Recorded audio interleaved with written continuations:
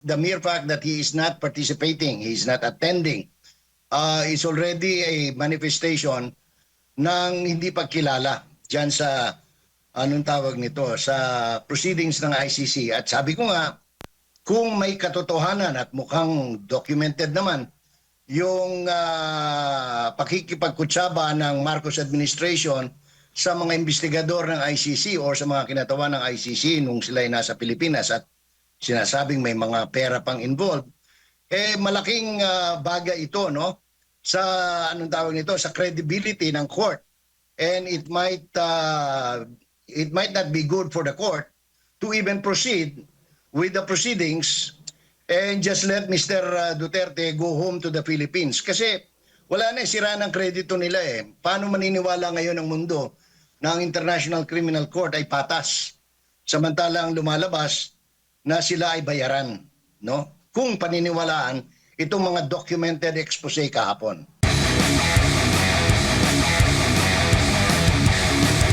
Siguro may mensahe kayo ngayong EDSA People Power Revolution sa ating mga kababayan muna. Holiday ba? Holiday ngayon, ano? Di po, gusto ng mga dilaw na i-declare as non-working holiday. So hindi pa holiday nga, ano? Bali, kung di ako nagkakamali, ito yung ika-4 na pong paggunita, no? Yes. Sa EDSA Mutiny, kung People Power. Kasi para tama yung ating mga information sa mga nanonood, nagsimula ito bilang isang mutiny ng Armed Forces of the Philippines at ng Department of National Defense. At ito ay nauwi sa panawagan ni Cardinal Sin na kalaunan ay tinawag nilang EDSA People Power. Naka-aaliw lang na gunitain na sa ika-4 na pong anibersaryo ng People Power ay yung nag-People Power ay ang dayunin noon ay para paalisin yung diktador, ano? Yung pamilya. Pero ngayon nakabalik na sila, no? 40 years.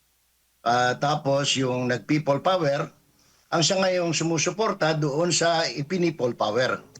So medyo masalimuot ng konti ang sitwasyon, pero yan ang realidad, no? Pinapakinggan ko yung mga samot-saring reactions ng ating mga kababayan. Marami ang nadidismaya dahil nga yung ipinaglaban ng People Power na pagbaka sa corruption, pagpaayos ng ekonomiya, lahat kabalintunaan ang nangyayari ngayon, no? Our economy is in bad shape. Tourism is bad. Foreign direct investment is bad. Mukhang suko na rin yung Monetary Board at Bangko Sentral ng Pilipinas. Medyo bantulot sila na magkaroon ng fiscal intervention, ano, sa ekonomiya. Dahil hindi naman po pwede yung gustong mangyari ni Senator Risa Hontiveros na mag-imprenta ng maraming pera, no? Kasi you have to back it up with gold reserves. Ang tanging talagang napapatatag na lang sa ekonomiya natin ngayon ay yung remittances ng mga overseas Filipino workers. At the same time, nagkalinsabay naman itong sa commemoration ng EDSA, People Power or Mutiny, ay itong katatapos lamang na ICC confirmation hearing ng dating Pangulong Rodrigo Roa Duterte, who was extrajudicially renditioned to a foreign country, and kung pakinggan natin yung lahat ng report, mismong ang gobyerno nating Pilipinas ang nagkanulo sa kanya sa The Hague sa Netherlands, Jade. Opo, ano namang masasabi po ninyo? Speaking of ICC confirmation charges doon nga sa hearing kay dating Pangulong Rodrigo Roa Duterte, nasa ikalawang araw, tapos na. Magde-day 3 na nga itong confirmation of charges, Sir Jay. Pero based on your assessment sa monitoring po ninyo, ano ho ba yung nailatag ba ng maayos ng prosecution yung kanilang mga presentasyon laban dito kay dating Pangulong Rodrigo Roa Duterte? Sa defense side, walang duda na maayos yung pagkakasalansan ng kanilang argumento na ito ay walang dapat kinaso, walang dapat hinaharap na kaso at ito'y dapat na i-dismiss at pauwi na no sa Pilipinas ang dating Pangulo. Kung doon naman sa panig ng taga-usig, nanghihinayang lang ako kasi ang dami-dami at laki-laki na ng gastos. No? Tapos nadagdagan pa ng expose kahapon na meron palang ginastos no? na maleta para sa mga investigador nito. Yung mga humaharap ngayon dyan sa panig ng taga-usig, especially yung mga taga-ICC, no? Unfortunate lang kasi tinitingnan ko bakit puro dyaryo yung sinasampa, walang matibay na hindi ganun siya katibay kasi ako matagal akong reporter sa Justice and Court no sa Pilipinas. Pagka humarap ka kasi sa kaso, narinig mo pag pinapanood mo yung mga panig ng taga-usig pag nag-present sila, talagang istakat yung nakasalaysay talaga, nakasalansan lahat yung mga katibayan. Hindi yung puro cut out lang ng newspaper o kaya video clip ng isang balita ng isang telebisyon. Wala pa akong nakitang nanalong kasong ganun eh. Unfortunately, Admar, Jade. Opo. Sa tingin mo, tama yung ginawang desisyon ng dating Pangulong Duterte na hindi dumalo nga dito sa confirmation of charges hearing dyan sa ICC? Kung minamahalaga mo ang pagiging Pilipino at ikaw ay isinasakdal sa isang dayuhang korte, talagang kahit ako, hindi ako harap. No? Tama yung desisyon niya not to recognize the court because meron tayong existing judiciary sa bansa. Matibay ang ating judicial system, meron tayong Supreme Court, meron tayong mga regional trial court, at kung meron man dapat duminig sa mga kaso, kung ito man ay talagang kaso, dapat dito sa Pilipinas dahil dito nangyari ang kaso.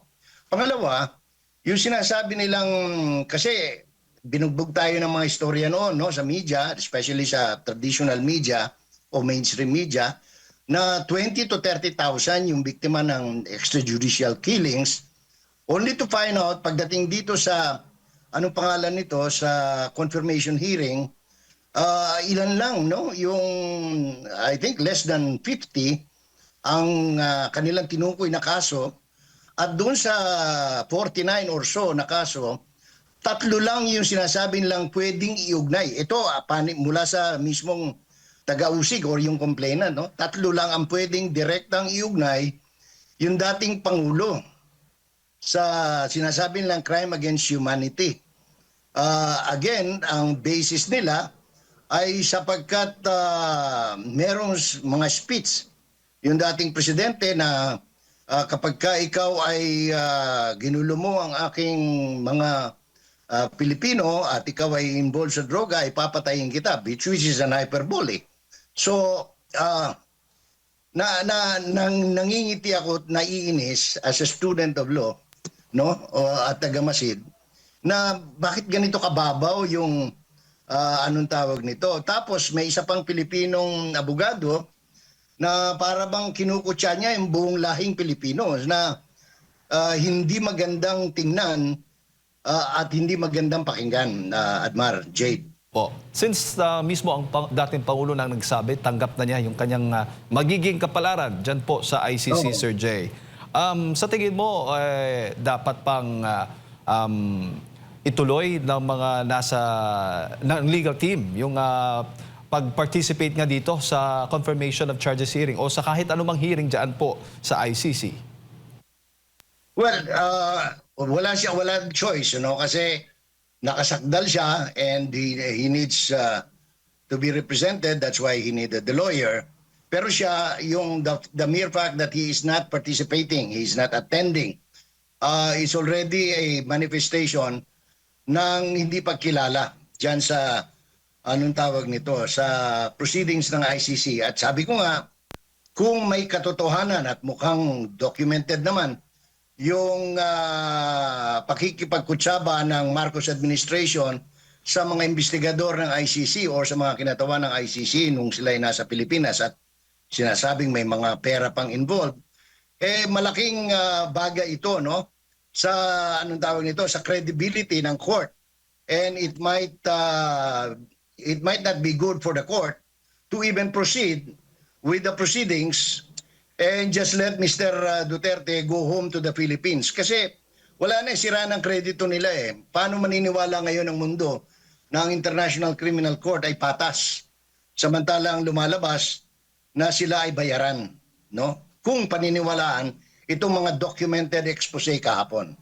Po, mismo ang Pangulo din, di ba? Yung mga rason niya, hindi niya kinikilala yung jurisdiction ng ICC, kidnapping, Yes. itinuturo niyang kidnapping yung ginawa sa kanya at itinuturo nga niya yung nasa likod yung administrasyon ng Marcos Jr. Dalawa kasi ang iniisip ko dyan Jade, no?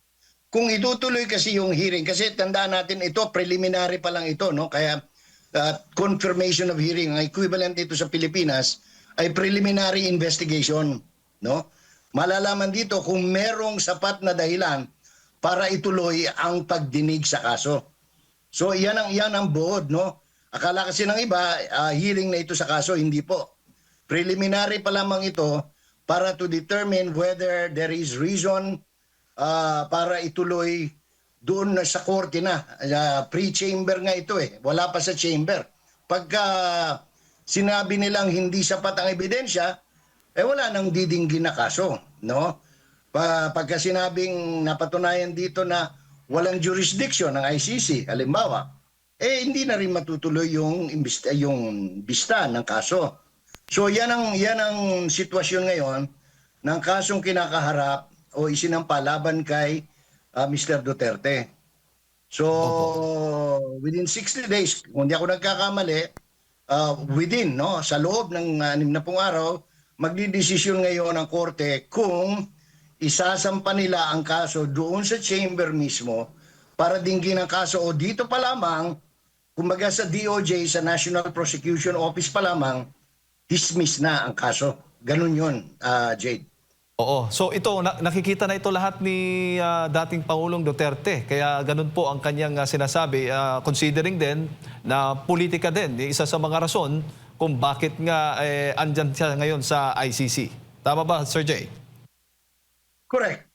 Walang kahit na balibaliktarin mo yung mga argumento ng panig ng taga-usig, no? Yung foreigner, yung prosecution team ng ICC at maging yung mga abogado ng supposed to be EJK, no? Victims, wala ka talagang wala kang makitang poste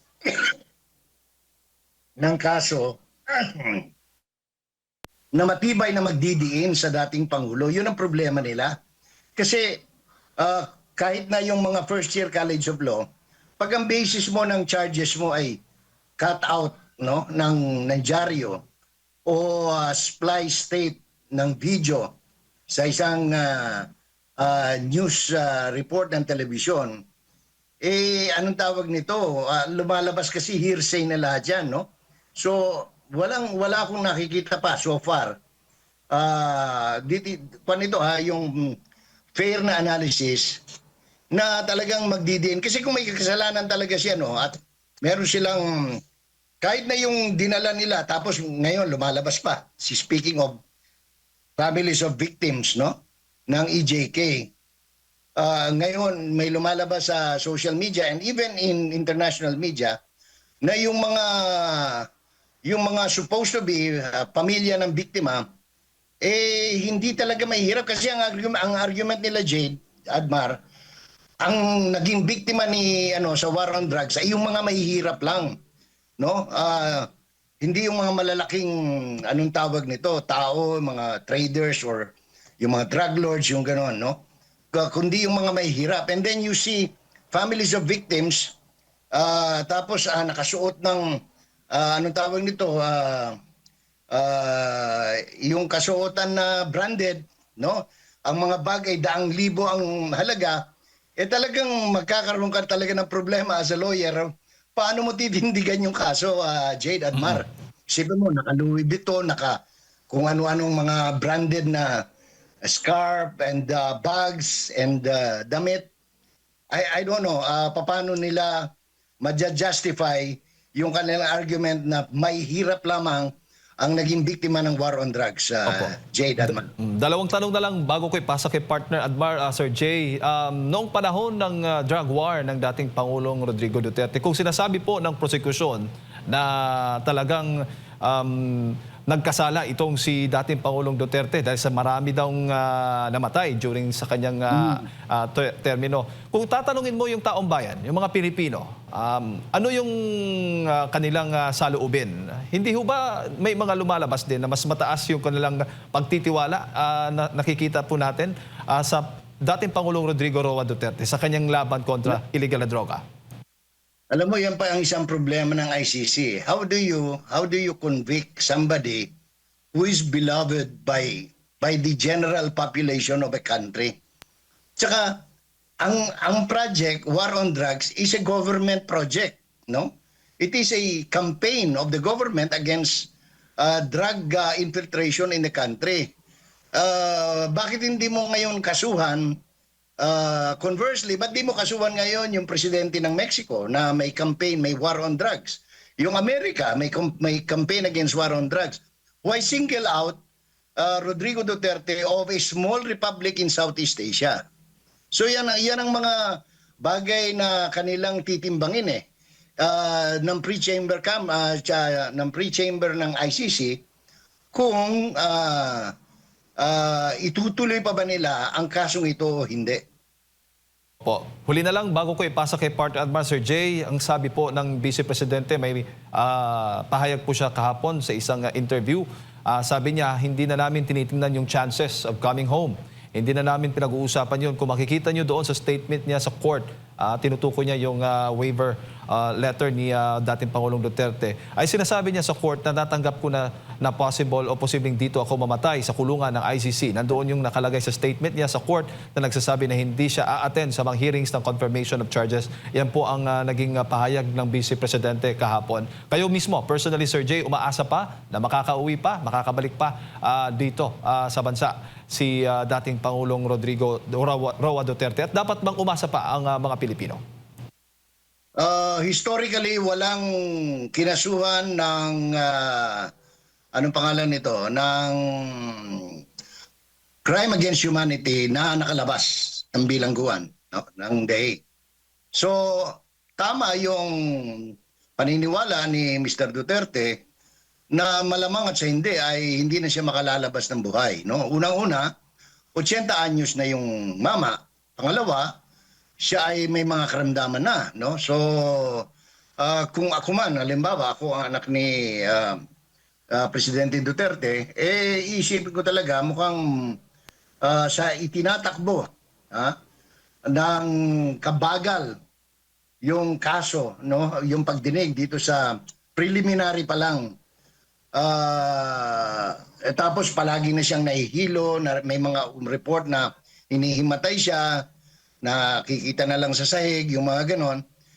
Mukhang talagang dapat nga, para hindi ka masyadong masaktan, tanggapin mo na yung katotohanan na maaaring hindi na nga makalabas ng buhay ang dating Pangulo ng Republika ng Pilipinas, Jake.